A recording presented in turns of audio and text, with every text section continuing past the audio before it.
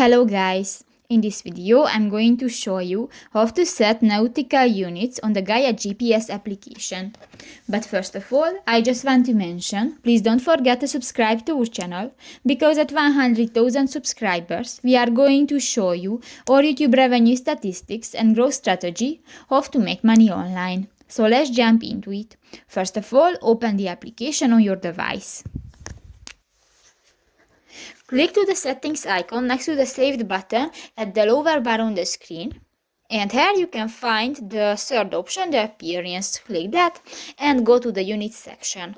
Here you can find the nautical units under the metric units button. And if you want to enable this function, just click to the next white circle. And if it will be green, this function will be enabled and done. So that's pretty much it for this video, guys. See you in the next one. Bye bye.